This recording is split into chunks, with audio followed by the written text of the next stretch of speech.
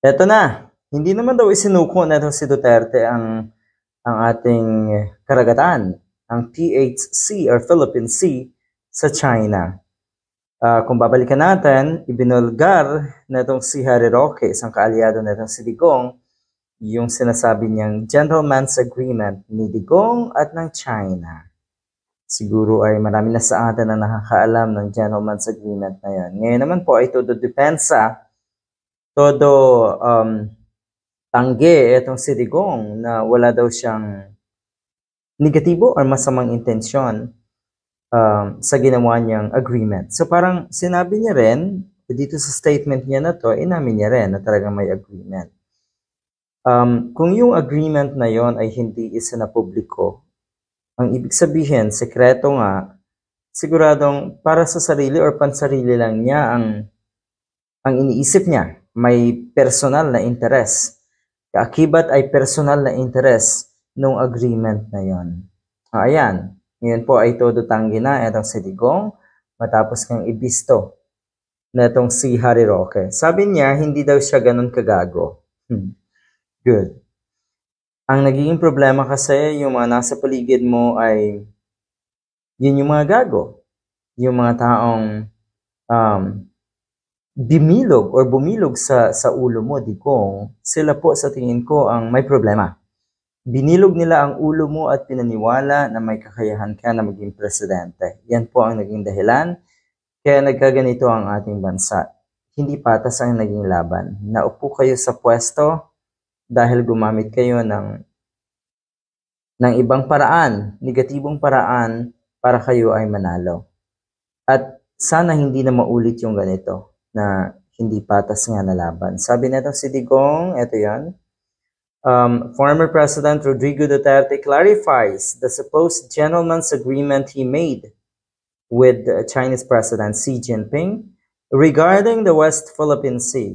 Yan nga, he did not concede any Philippine territory o wala daw siyang isinuko. Hindi daw niya isinuko. Yun kasi ang nakikita ng mga kababayan natin. Kung matino ka, isipin mo talaga na hindi or personal ang dahilan bakit meron kayong mga secret agreement na yan.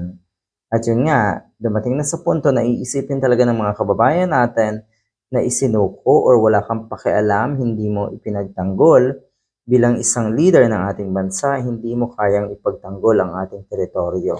So malinaw na wala ka talagang kakayahan na maging presidente. At yung anak mo na gusto ring maging presidente, nakikita natin walang comment. Hindi siya nagbibigay ng anumang comment of support para sa ating mga kababayan, para sa soberanya ng ating bansa. Ganun po ang nangyayari ngayon. Tapos gusto maging leader, sa tingin ko bilang isang leader ng ating bansa, unang-una, mamahalin mo ang ating pagka-Pilipino. Iingatan mo ang ating karapatan at syempre ipagtatanggol ang ating teritoryo.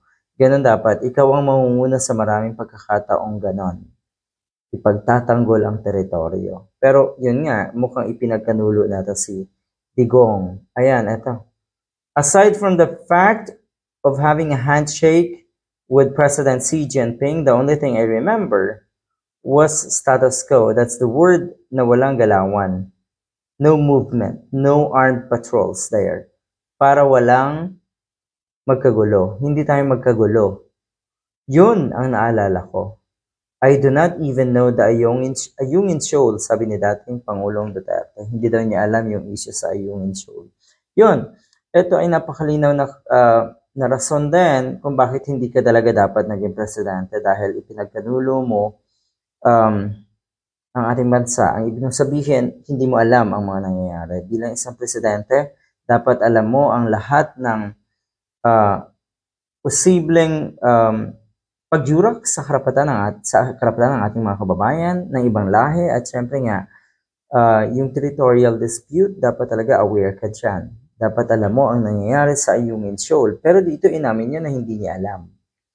At mukhang wala siyang alam kung ano yung ginagawang pambubuli nga ng China.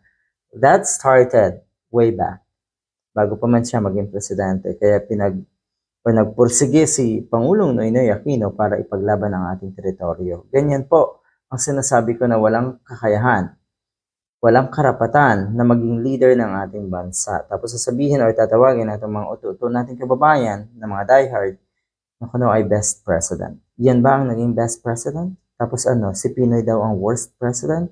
Di ba ang sagwa? Bunga ng pagiging uto-uto na itong mga to, madaling mapaniwala, na baluktot ang kaisipan ng mga trolls, ng mga social media influencers na ginamit natin si Duterte para siya ay pabanguhin at siraan ang kalaban. Ganun ang sistema na itong mga ganitong klaseng politiko. So yan, I assure you that it was a gentleman's agreement. It would always have been an agreement that would keep the peace in the South China Sea. Kung talaga may agreement nga for the intent of peace, okay, dyan sa China Sea na yan, bakit nangyayari yung napakaraming bullying? Bakit nangyayari yung napakaraming harassment dyan? Hindi. Diba? Dahil kung talagang yung agreement na yun ay win-win for both the China government and the Philippine government. Kung talagang win-win yan, ay di madali. Ibig sabihin, madali yung ilabas. Dapat isinapubliko at hindi sinekreto, katulad na nangyari nga ngayon. So dito sa puntong ito, nakikita pa rin natin na personal ang intensyon ng mga katulad ni Digong sa kanilang pagiging leader, sa kanilang pagtakbo, sa kanilang pagpwesto sa mga posisyon sa gobyerno. Personal pa rin ang intensyon ng mga katulad natin.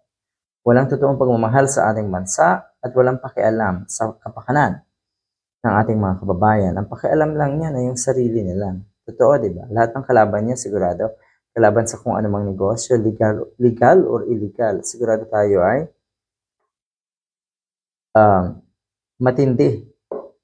Matindi yung kanyang pagkamuhi sa mga ganang tao. Hindi siya yung tipong na andyan bilang leader to inspire everyone, to inspire our kababayans. Okay? Confident din siya na marami siyang naoto. So, confident lalo na gumawa ng mga kabulastugan. Diba?